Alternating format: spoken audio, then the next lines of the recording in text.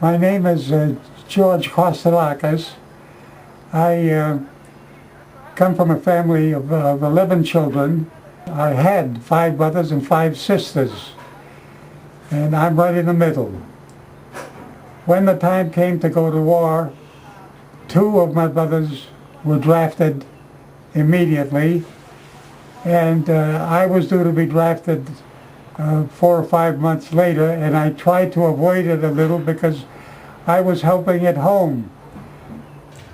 I ended up becoming a full-fledged engineer on a B-17, and I was assigned to the 8th Air Force and sent to England.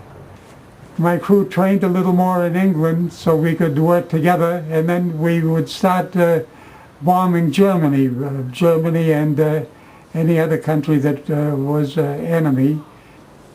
On May 24th, our crew was supposed to be on leave. We were supposed to go to London on leave because we had been flying steady, and we were due to have a little rest.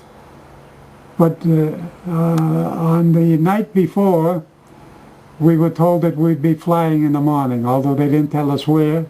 It was the 24th of May that we were shot down. Now, our squadron had sent up 21 airplanes, and we were doing well, but we happened to be in what we call tail end Charlie, the last 6 airplanes in the whole formation. And the leader of our 6 was new to the game. He hadn't, if he had flown any missions, he hadn't flown many because he wasn't keeping up with the formation. And in the clouds we got lost.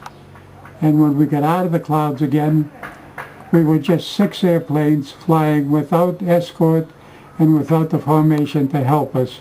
And we saw 21 fighter planes, German fighter planes, coming over to meet us. So they stayed there and they picked off 1 or 2 of the airplanes, and our 6 airplanes kind of scattered a little bit because we couldn't keep the formation close. They picked us off like ducks in a shooting gallery. The pilot gave the command to bail out, but I didn't get the command because my intercom system was all shot up. So evidently the shell that hit my top turret kind of shattered the glass until some of it got into my eyes.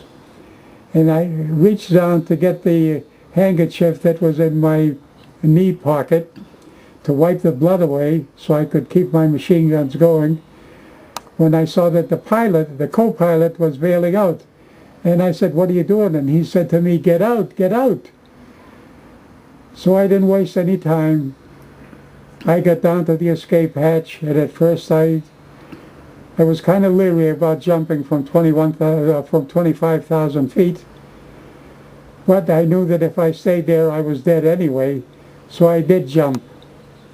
The word is that you should wait until you count 10 before you pull the ripcord and loosen the parachute. I never counted so fast in my life. And one of the first things that was interesting to me was a spoon that was made out of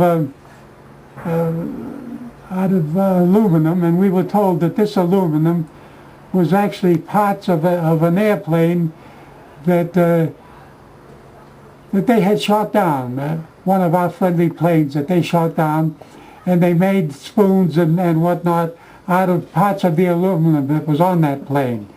And this spoon stayed with me all through the practically 1 year that I was a prisoner, and it stayed with me after I got home. And while I was a prisoner, this was probably the only tool that I had. And if you look closely, you will see that there's little nicks in it all over the place. I use it as a hammer. I use it as a shovel. the day we were shot down, of course, we talk about how it happened, and we review it all the time and wonder how it could have been different, and wondered if we had really taken our holiday instead of being called in to fly that day when we should have gone to London.